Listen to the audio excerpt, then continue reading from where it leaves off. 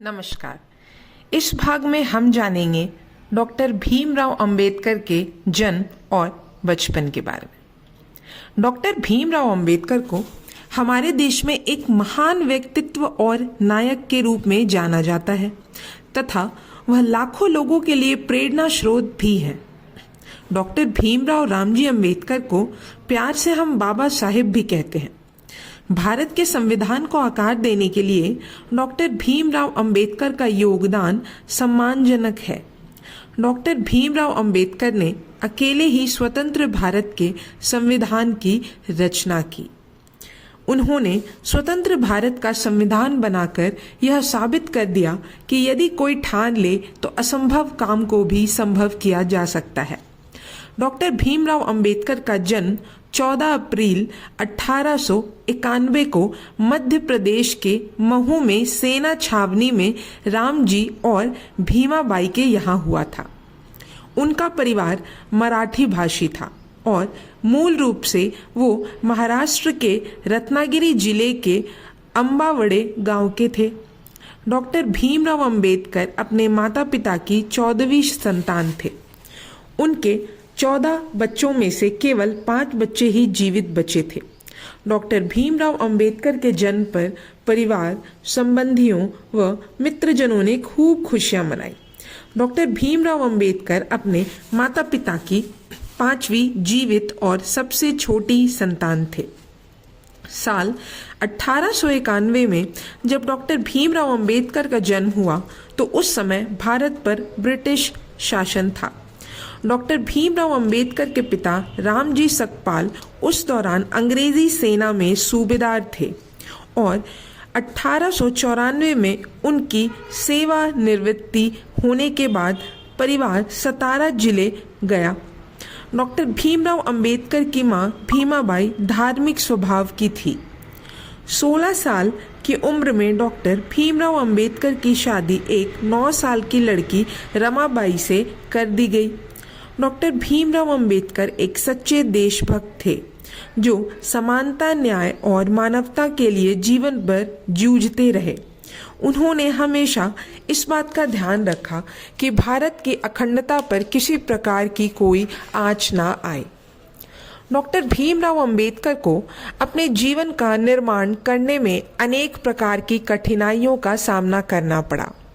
उनको पैतृक रूप से कोई धन संपत्ति प्राप्त नहीं हुई थी, लेकिन उनके पिता धनी वर्ग के ना होते हुए भी समाज के सम्मानित तथा ईमानदार व्यक्तियों में से थे। उनकी आर्थिक स्थिति अच्छी न होने के कारण घर के खर्च का निर्वाह सुचारू रूप से नहीं होता था। डॉक्टर भीमराव अंबेडकर के दादाजी मालोजी सकपाल रिटायर्ड सैनिक थे। उनकी 2 संतानें जीवित रही, जिसमें एक पुत्र रामजी सकपाल जो आगे चलकर अंबेडकर के पिता कहलाए और दूसरी पुत्री मीरा। अंबेडकर के पूर्वजों का पुराना गांव रत्नागिरी जिले के एक छोटे से शहर मंडनगढ़ से 5 मील दूर था। उनके पूर्वज अपने गांव में धार्मिक त्योहारों के समय देवी देवताओं की पालकियां उठाने का काम किया करते थे। उनके पारिवारिक सम्मान को घोतक था। उनके परिवार के सभी सदस्य संत कबीर के भक्त थे। ऐसा कहा जाता है कि रामजी सकपाल के एक चाचा सन्यासी हो गए थे। जब रामजी सकपाल अपने परिवार के साथ महू कैंट में रहते थे तब वह चाचा अन्य सन्यासियों के साथ विचरण करते हुए गांव की ओर आए। उस समय परिवार की एक स्त्री ने जो पास की नदी में कपड़े धोने जा रही थी उन्हें देखकर पहचान लिया और शीघ्र लौटकर घर वालों की इसकी सूचना दी। परिवार के सभी सदस्य वहां गए, उनसे प्रार्थना की आदर सत्कार किया, गांव चलकर उनके घर को पवित्र करे। वह सन्यासी घर तो नहीं गए पर उन्होंने आशीर्वाद दिया कि तुम्हारे यहाँ एक ऐसा पुत्र जन्म लेगा जो तुम्हारे परिवार को ही नहीं तुम्हारी समस्त जाति और देश को भी पवित्र कर देगा। डॉक्टर भीमराव अंबेडकर की मां भीमाबाई का परिवार धनी तथा धार्मिक था। वह सुखी और धार्मिक वातावरण में पली बड़ी थी। पूजा पाठ में उनकी बड़ी रुचि थी। वह अपने ननद मीराबाई की सेवा का विशेष ख्याल रखती थी। भीमाबाई और मीराबाई भीमराव को प्यार से भीवा कहकर पुकारती थी।